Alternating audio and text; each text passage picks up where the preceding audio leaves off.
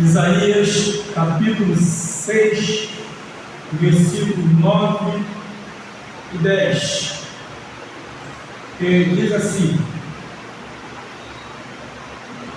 Então disse ele: Vai e dize a este povo: ouvi de fato e não entendeis, e vedes em verdade, mas não percebeis. Engorda o coração deste povo e endurece-lhe os ouvidos e fecha-lhe os olhos. Não venha ele a ver com os seus olhos e ouvir com os seus ouvidos, e a entender com o seu coração e a converter-se e ser sarado. Querido Deus e meu Pai, obrigado por essa palavra, por esse momento, por essa hora tão maravilhosa, em nome de Jesus. Amém. Assentados, irmãos, quero aqui, irmãos, nesta noite, dedicar alguns assuntos aqui, colocando 4 pontos importantes sobre a palavra de Deus. E quando a gente lê, dá a entender que Jesus Cristo, Deus, não queria salvar nem libertar o povo, dá a entender isso? Mas na verdade é bom a gente olhar todo o contexto e ver a seguinte situação. Primeiro, que na realidade, quando o rei morre, segundo a Bíblia aqui, o rei Uzias morre, o exército da Síria estava cercando Jerusalém. E Isaías, eles, logo imediatamente, o povo apavorado, querendo pedir ajuda a países vizinhos, mas ele resolveu fazer diferente. Ele adentrou o templo e buscar o Senhor. Naquele momento que ele adentra ao templo e começa a conversar com Deus, então ali é manifestada a glória de Deus. Mas a manifestação da glória de Deus não era simples como acontece hoje, em que as pessoas se reúnem e fazem encontro de vaso, vigília. Era muito além do que nós podemos imaginar, porque Deus não se manifesta por se manifestar. Existe uma causa, existe algo que você entender, que a manifestação de Deus tem um propósito. E muitas vezes são propósitos que a gente não concorda e não aceita, mas havia uma motivação para aquilo ali. Talvez se Isaías não tomasse a iniciativa de adentrar ao templo e conversar com Deus acerca do que estava acontecendo em volta, talvez Deus não falaria o que ele falou. Mas quando uma pessoa começa a buscar Deus por algum propósito e sabe na verdade que está passando por algum risco, algum perigo, Deus se manifesta a falar por que tal pessoa está passando por tal situação. Então existe um propósito. E a Bíblia nos fala aqui, quando lemos aqui, no homem que morreu, o rei Uzias, eu vi ao Senhor assentado sobre um alto e sublime trono, e os seus séculos enchia o templo com a sua glória. Os serafins estavam acima dele, cada um tinha 6 asas, com 2 cobriam o rosto, e com 2 cobriam os pés, e com 2 voavam. e clamavam uns para os outros, dizendo: Santo, Santo, Santo é o Senhor dos exércitos, toda a terra está cheia da tua glória. Aqui nesse ponto, versículo 3, quando fala, a gente vai falar sobre isso. Os umbrais das portas se moveram com a voz do que clamava, e a casa se encheu de fumaça, que é a glória de Deus. Então disse eu: ai de mim, que vou perecer, porque eu sou um homem de lábios impuros e habito no meio de um povo de impuros lábios, e os meus olhos viram a glória, ver o Rei, o Senhor dos exércitos. Mas um dos serafins voou para mim, trazendo na mão uma brasa viva que tirara do altar com uma tenache. E com ela tocou a minha boca e disse: eis que isto tocou teus lábios, e a tua iniquidade foi tirada, e purificado o teu pecado. Depois disso ouvi uma voz do Senhor que dizia: a quem enviarei? E quem há de ir por nós? Então disse eu: eis-me aqui, envia-me a mim. No verso 3 aqui, diz que e clamavam uns aos outros, dizendo: Santo, Santo, Santo é o Senhor dos exércitos, toda a terra está cheia da tua glória. Esse tipo de experiência, há muito o povo não estava tendo. Havia algo errado entre eles. Irmãos queridos, Deus não se manifesta em lugar errado. Deus não se manifesta em vida errada. Não nos enganemos. Não vamos iludir. Tem que ver na verdade quais são, o que são as manifestações que estão acontecendo. Porque Deus é santo, como diz: Santo, Santo, Santo é o Senhor dos exércitos. E Ele fala: a terra está cheia da tua glória. Ou seja, precisou, na verdade, ele adentrar ao templo e buscar o Senhor. E quando ele viu aquele acontecimento, depois, mais adiante, no verso 8 diz: depois disso ouvi a voz do Senhor que dizia: a quem enviarei? Porque antes disso, queremos entender o seguinte: porque Deus não manda qualquer um, Ele chama todos, mas mandar, Ele não manda qualquer um. Essa história de dizer que Deus é quem quer e como quer, que Deus não só anula, porque Ele não pode estar considerando, não entra por esse caminho. Não se deixa levar por essa falácia que Deus usa quem quer e como quer, para o que quer. É verdade, porque Ele é Deus, Ele é o Senhor, e Ele pode fazer o que Ele quer.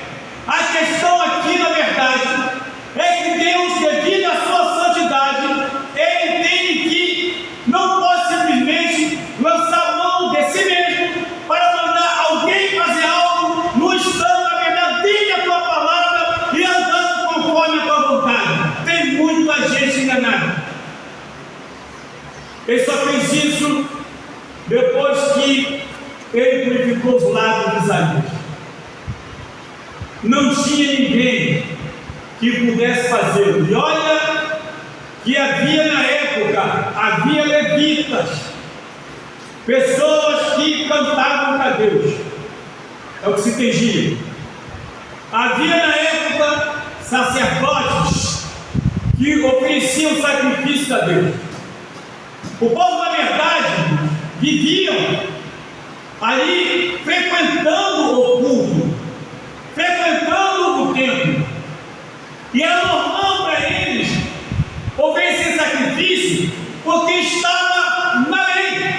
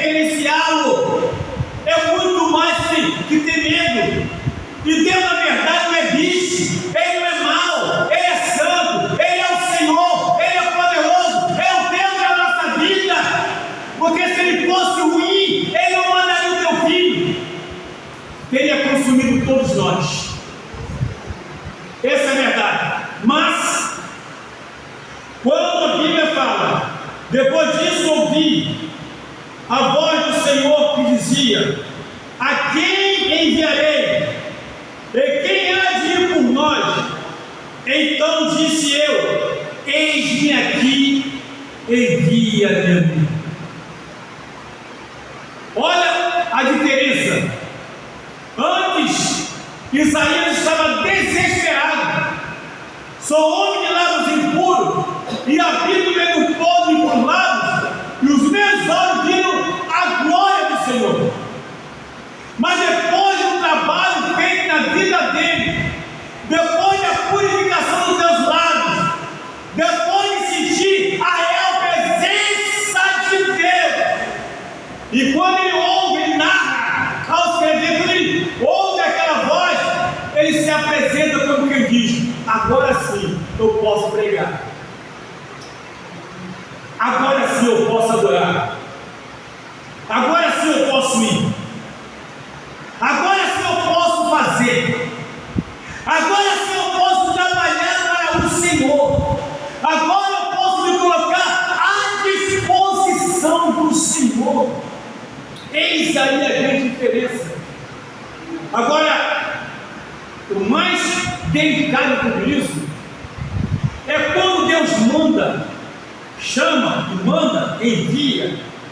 Deus fala algumas coisas que chega a ser um pouco emblemático, e não dá muito para entender a princípio. E quando ele diz aqui no verso 9: então disse ele, vai e dize a este povo: ouvi de fato e não entendeis, vedes em verdade, mas não percebeis. Ou seja, havia o quê? Uma cegueira espiritual. Meus queridos, veja bem, eles tinham a lei, eles tinham os mandamentos, eles tinham o estatuto, tinha tudo, na verdade, para ser um povo verdadeiramente espiritual. Tinha toda a ferramenta necessária.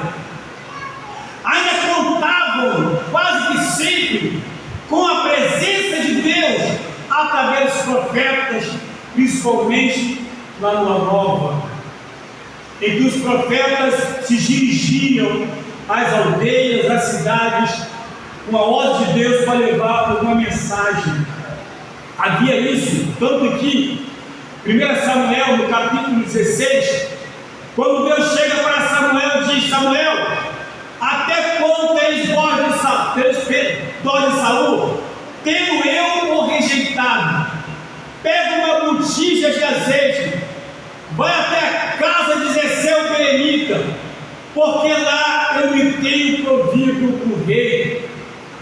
E quando Samuel vai até lá, na casa, na família de Zessé o berenita, que era pai de Davi, quando ele chega lá, os anciãos da cidade ficam assustados, ficam preocupados, perguntando: a sua vida é de paz ou não? Porque havia respeito. Eles sabiam que quando chegava um profeta, Deus estava naquele negócio. Eles sabiam que quando o profeta chegava no local, era Deus que havia enviado. Ou era coisa boa, ou era coisa ruim, ou era para chamar atenção, ou era para abençoar. O profeta não ia por ir. O profeta, eles sabiam que o fato do profeta chegar até lá, alguma coisa havia acontecido, e isso criava neles um temor muito grande. A sua vida é de paz ou não? Ficaram preocupados. E o povo tinha esse privilégio, tinha isso. Hoje nós também temos esse privilégio.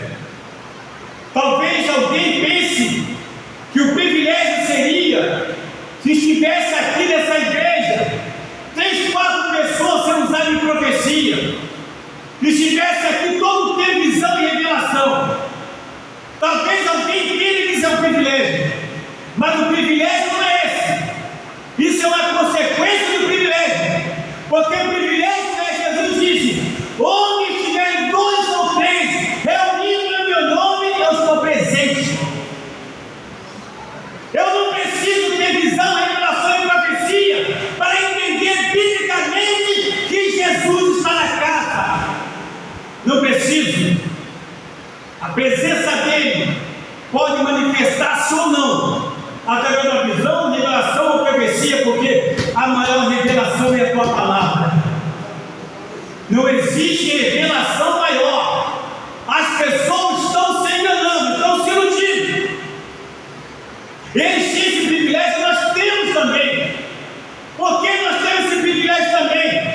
Porque a Bíblia nos fala, em João 14, 26, bem claro, Jesus disse: mas o Espírito Santo, o Consolador que o Pai enviará em meu nome, esse vos ensinará todas as coisas e vos fará lembrar que eu vos tenho ensinado. Pois é, irmãos amados, nós não estamos a sós aqui nesse templo. O Espírito Santo está aqui, o Espírito Santo está em nós. Na época do passado não estava neles, mas acontece que dependiam de Deus usar um profeta. Hoje Deus não precisa usar um profeta. Ele usa se Ele quiser, mas Ele quer, na verdade, estar em nossas vidas. Ele quer nos dar o privilégio de estar em nossas vidas.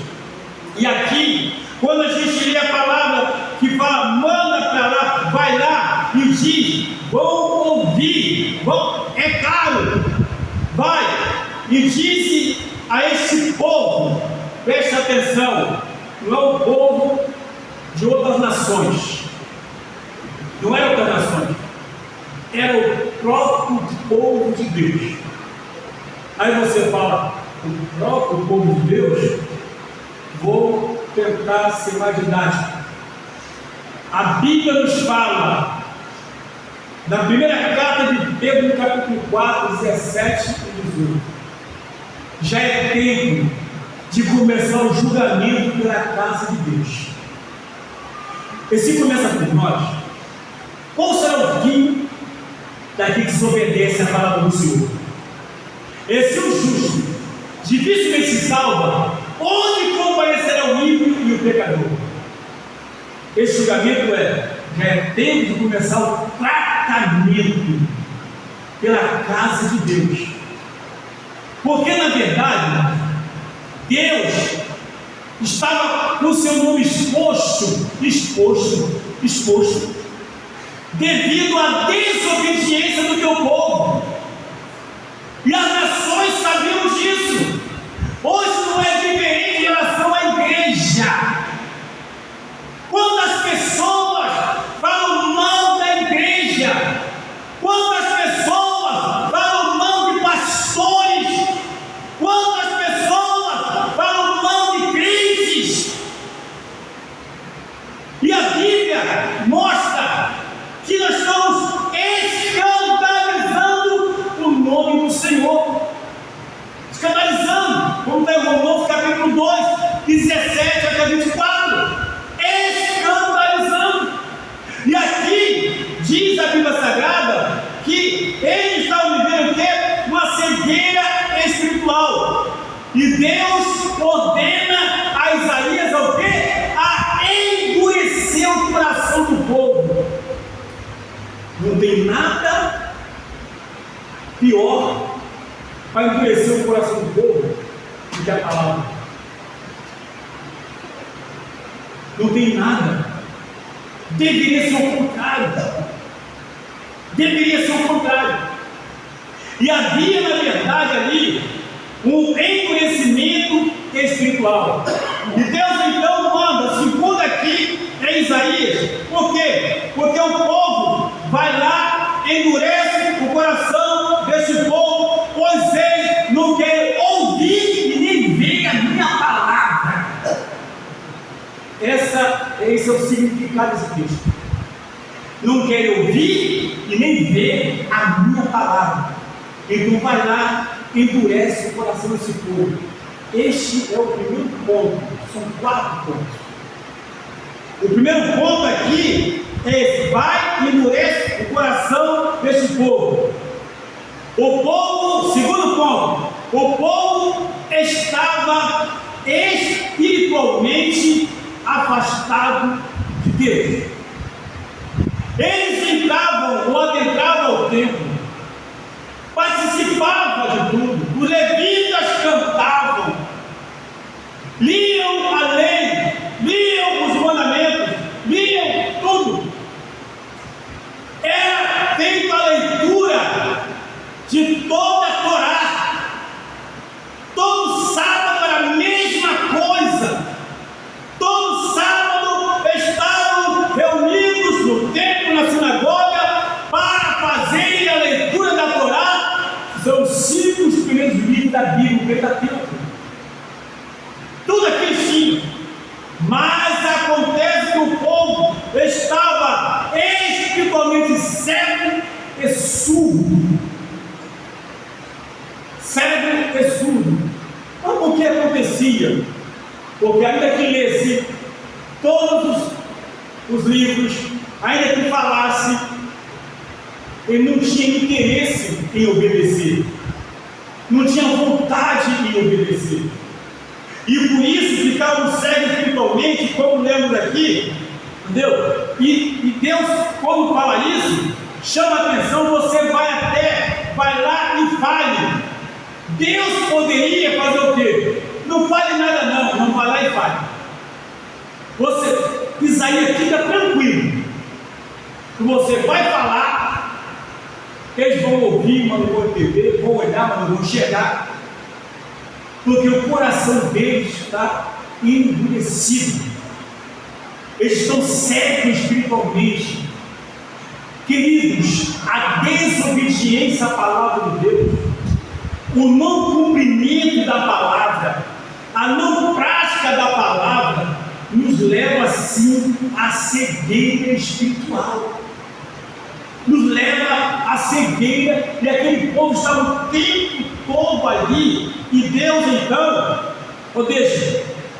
não estavam cegos espiritualmente, e Deus também não tinha prazer em salvá-los. Não. Qual o prazer que eu tenho? Prestemos atenção.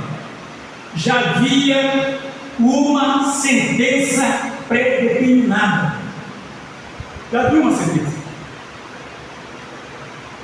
Terceiro ponto aqui, quando ele fala ouvir e não entender, a rejeição contínua. A rejeição contínua da mensagem de Deus leva ao endurecimento do coração. A rejeição contínua da palavra de Deus leva o quê? O endurecimento do coração. E quanto mais a gente ouve, a gente não quer saber, não está nem aí, não se preocupa na mudança de comportamento. Jesus falou em João 14, 21, aquele que tem os meus mandamentos guarda, esse é o que me ama. Eu não tenho que mostrar que realmente eu amo ao Senhor se eu não obedecer a tua palavra. Não vamos iludir. A única forma, irmão, não é trabalhar muito para Deus, não é orar muito, não é jejuar muito, não é ler muita Bíblia, não é pregar muito, não é ensinar muito, se não obedecer aquilo que prega, se não obedecer aquilo que ensina, se não viver aquilo que canta, aquilo que adora. Qual o sentido que tem isso? Aquele que tem os meus mandamentos guarda, esse é o que me ama. Por quê? Aquele que me ama será amado de meu Pai, e eu também o amarei e me manifestarei a Ele. Meu Deus, será que realmente eu amo a Deus? Será que Deus está se manifestando na minha vida? Eu estou dando essa condição de Deus se manifestar na minha vida? Será que verdadeiramente eu sinto a presença de Deus? Porque às vezes as pessoas se iludem. Por quê? Porque às vezes chega na igreja e vê muito movimento e fala: Deus está na casa. Pode estar sim, mas não é essa manifestação. A manifestação aqui é uma manifestação individual, é na nossa vida realmente, é no nosso ser, na nossa imaginação, que tem o controle da nossa alma. Foi o que Davi falou no Salmo 23: refrigera a minha alma.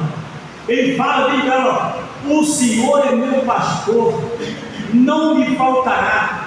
Deitar-me faz em verdes pastos, guia-me em nossas águas tranquilas, refrigera a minha alma. O que é refrigerar? A alma é composta de mente, emoções e vontade. O que quer dizer? Controla a minha mente, controla minhas emoções, controla a minha vontade. Eu estou aqui para ser tratado por ti, ser orientado por ti, só ir aonde tu manda, fazer o que tu quer, andar conforme a tua vontade. Isso são disciplinas. Deve ser o meu, o teu, o nosso desejo, o desejo da igreja. O pastor ele fala bem assim: olha, envolve o coração deste povo, endurece-lhe os ouvidos e fecha-lhe os olhos, não venha ele ver com os olhos e ouvir com os ouvidos, e entender com o seu coração e converter-se e ser sarado. Ou seja, Deus estava permitindo o povo andar conforme a sua vontade. Deus estava permitindo, porque era grande a rebeldia, era grande a rejeição à tua palavra, e como rejeitamos a palavra de Deus em nossas vidas, Ele não tem prazer de andar conosco. Pode ser qualquer um, pode ser irmãos, irmã, pastor, bispo, presbítero, diácono, missionário, não importa. Não importa. E quando você vê esse tipo de coisa, aí o que eu tenho que fazer? Eu tenho que refletir, eu tenho que analisar qual é a minha posição diante de Deus. Sim, porque Jesus disse em João 15,7: se vós estiveres em mim, se a minha palavra estivesse em vós, pedirei tudo que quiser que será feito. Se vós estiveres em mim, se a minha palavra estivesse em vós, ou seja, eu tenho que estar nele e a palavra dele está em mim, e a única forma das pessoas verem que a palavra de Deus está em mim é de acordo com relação ao meu comportamento, como eu vivo, como eu falo, como eu ando, como eu penso, quais são as minhas atitudes, como as pessoas me veem. As pessoas para mim veem de que jeito?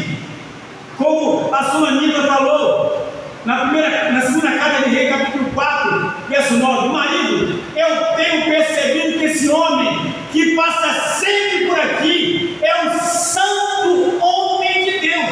Olha, vamos fazer um quarto para ele em cima do muro e vamos botar lá uma cama, uma mesa, uma cadeira e um candeeiro. Porque quando ele passar aqui, não apenas se alimente, mas também que ele possa descansar. É um prazer tê-lo perto de nós. É um prazer. Quem que não quer uma pessoa de Deus, um homem ou mulher de Deus como companheiro?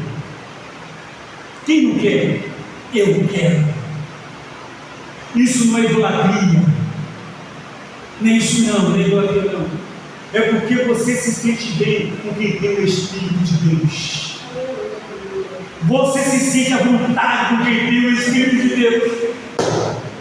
Você se sente maravilhado quando está com alguém que tem o Espírito de Deus, porque você sabe que da boca daquela pessoa só vai sair palavra de edificação, como está em Efésios 4,29, que não saia da nossa boca nenhuma palavra torpe, que não saia da vossa boca nenhuma palavra torpe, mas somente a que seja para edificar os que ouvem.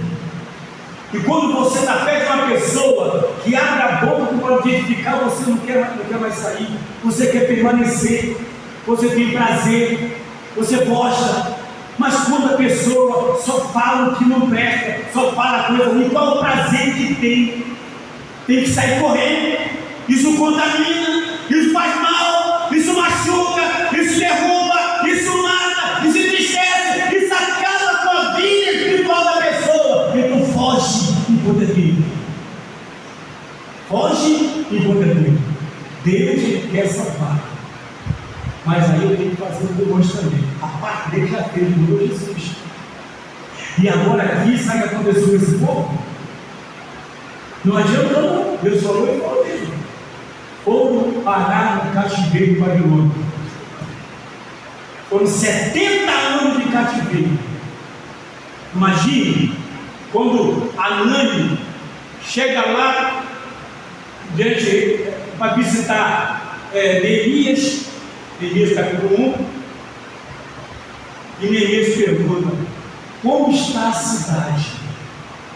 Como está o povo? Aí Anani, olha, a cidade, o portão queimado a fogo, o muro derribado, e o povo está em grande aflição. Olha, Neemias não tem desespero, começou a chorar, começou a orar, orar, falar com Deus, confessando o pecado dele, da família, do povo, todo mundo. Nós fomos culpados disso. Ele não acusou quem quer que seja, ele se colocou no pacote também. Nós é que somos culpados disso, nós e nossos pais que somos culpados dessa tragédia. No dia seguinte ele foi estar com o rei olhou para ele: ô Neemias, por que você está triste, com o semblante caído? Você não é assim. Ele vai e diz: ó, rei, vive para sempre.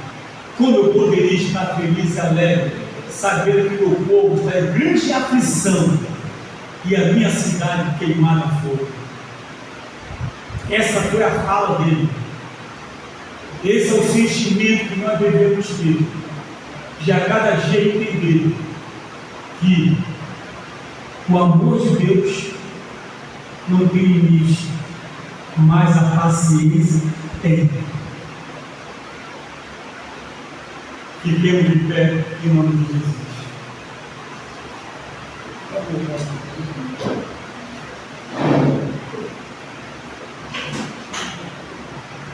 Glórias a Deus.